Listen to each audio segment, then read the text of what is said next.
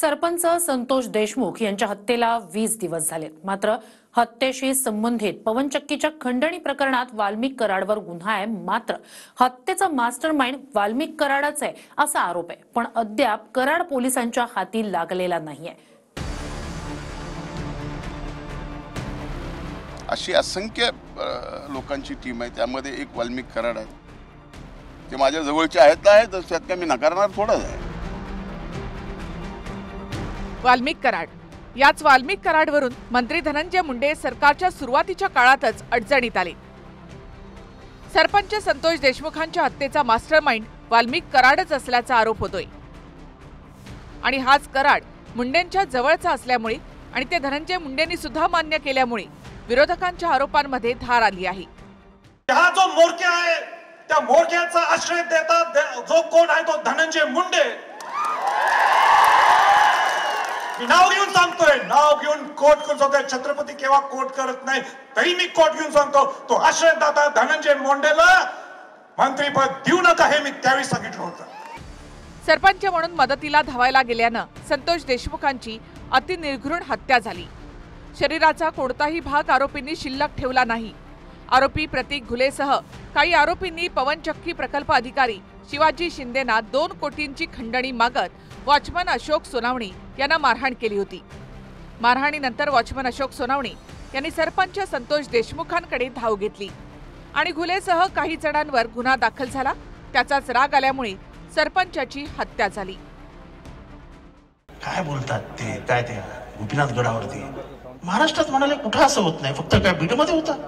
अरे नाही झालं आमच्या ठाण्यामध्ये असा कधी इतका वाईट मर्डर।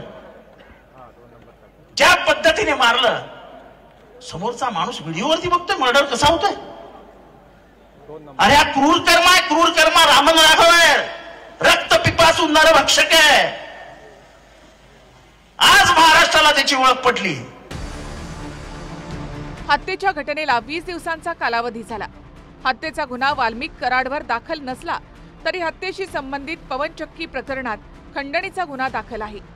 मात्र खंडणीतही अटक झालेली नाही।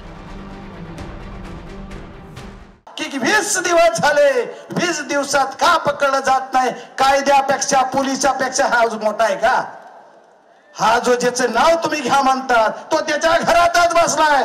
बीडच्या एसपी साहेबाला माझं म्हणणं आहे त्याच्या घर तपासा, घरातच तुम्हाला तो सापडला पाहिजे। शाहीर तुम्हाला सांगतोय तरी सुद्धा हे एसपी का जात नाही?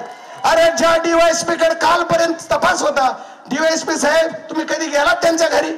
बकरी की माँ कब तक दुआ मांगेगी असा प्रकार सध्या वाल्मिकांना आणि त्यांच्या सहकाऱ्यांच्या बाबतीत चाललाय। हे फार दूर नाहीत आणि कितीही गेले तर पोलिसांकडे पाताळात गेले तरी बी धुंडाळून काढण्याची ताकद पोलिसांची असते।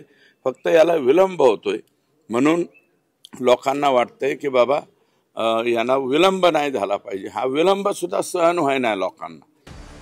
वाल्मिक कराडला लवकर अटक होईल असं सुरेश धस म्हणतायत। मुख्यमंत्र्यांनी सुद्धा कोणालाही सोडणार नाही असा इशारा दिलाय। त्यामुळे काय कारवाई होते याकडे बीडच नाही तर महाराष्ट्राच्या देखील नजरा लागल्यात। तुमच्या जर धमक असेल, तुमच्या जर हिम्मत असेल, पहिला या मंत्रीला हाकलून काढायला पाहिजे। अक्काचा बाप कोण आहे? त्याला मंत्रिमंडळाचा पहिला हाकला। तोपर्यंत धनंजय मुंडे साहेबांचा राजीनामा घेतला पाहिजे।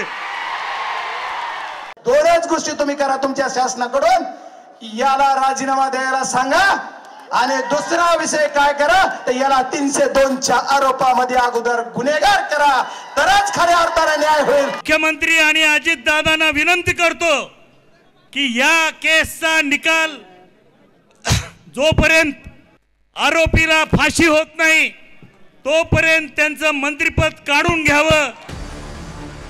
Bureau report, TV9 Marathi, Beed.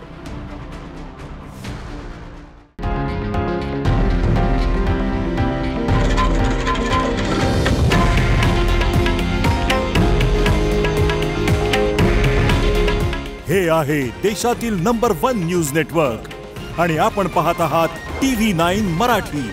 काळजी तुमची, हित महाराष्ट्राचं।